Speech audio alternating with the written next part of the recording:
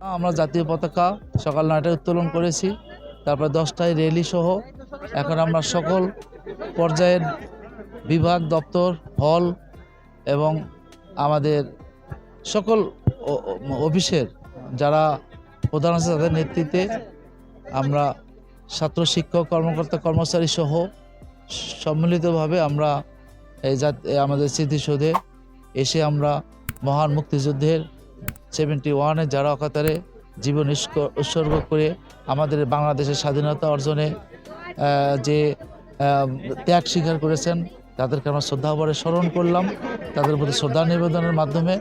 এবং আমি গত জুলাই 2024 সালের যারা জীবন দিয়ে এই তরুণ প্রজন্ম যে তারা অক্লান্ত তাদের জীবন উৎসর্গ করে দিয়ে তাদের মধ্যে আমাদের বেগম রোকেয়া বিশ্ববিদ্যালয়ের অন্যতম শহীদ আবু সাঈদ সহ অন্যরা যারা জীবন উৎসর্গ করে দেশের গণতন্ত্র, মানবাধিকার এবং সকল ক্ষেত্রে আমাদের মুক্ত বাক স্বাধীনতা আনয়নের জন্য যারা যে অকাতরে জীবন দিয়েছেন তাদের প্রতি আমি গভীর শ্রদ্ধা জানাই, তাদের শোক সংক্রান্ত পরিবারের প্রতি গভীর সমবেদনা জানাই। আসলে বিজয় মানে একটা বিশাল আন্দোলন সংগ্রামের ফসল, সেই ফসলটা এই আনন্দ এখানে কোনো দল বা গোষ্ঠী বা কোনো ব্যক্তির না, এটা দল, মত, গোত্র নির্বিশেষে সকলেরই বিজয়। আমরা এই বিজয়ের মাসে, বিজয়ের দিনে সবাই যেন বিজয় ভাগাভাগি করতে পারি, সেই হিসেবে আমাদের এখন ছাত্র, শিক্ষক, কর্মকর্তা, কর্মচারী আমাদের খেলাধুলা অনুষ্ঠান অনুষ্ঠিত হবে এবং বিকাল দুপুর 2টায় আমাদের চিত্রাঙ্কন প্রতিযোগিতা শুরু হবে বাচ্চাদের। 3:30টায় আমাদের এই মুক্তিযুদ্ধের ইতিহাস এবং বিজয় দিবসের আলোচনা সভা অনুষ্ঠিত হবে এবং পরবর্তীতে আফটার মাগরিব মনোজ্ঞ সাংস্কৃতিক অনুষ্ঠান এবং বিজয়ীদের পুরস্কার বিতরণী অনুষ্ঠান হবে। এই সাংস্কৃতিক অনুষ্ঠানের সবচেয়ে আকর্ষণীয় দিক, যেটা বেগম রোকেয়া বিশ্ববিদ্যালয় তথা রংপুরবাসী কখনো এই ধরনের ব্যান্ড কখনোই আসে নাই।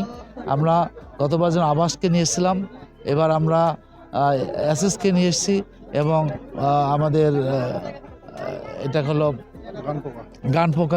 গানপোকা আমরা 2টা ব্যান্ড একসাথে সংযুক্ত করেছি। পাশাপাশি আমাদের বেগম রোকেয়া বিশ্ববিদ্যালয়ের শিক্ষার্থী এবং শিক্ষক যারা কলাকুশলী, যারা আমাদের সাংস্কৃতিক মনা, তারাও আমাদের সাংস্কৃতিক অনুষ্ঠানে তারা গান পরিবেশন করবেন। এখানে আমাদের রংপুরের সবচেয়ে হাই অফিসিয়াল ব্যক্তিবর্গরা তারা এখানে উপস্থিত থেকে এই অনুষ্ঠান উপভোগ করবে। আমরা প্রশাসনের পক্ষ থেকে সকল পর্যায়ে রংপুরের সবাইকে আমরা দাওয়াতে আহ্বান জানাইছি, তারা উপস্থিত হবে বলে আমাকে আশ্বস্ত করেছেন। আমি সকল শিক্ষক, ছাত্র, কর্মকর্তা যারা সবাই আছেন সবাইকে একসাথে একই সুরে বিজয়ের আনন্দ আমরা যেন ভাগাভাগি করে নেই।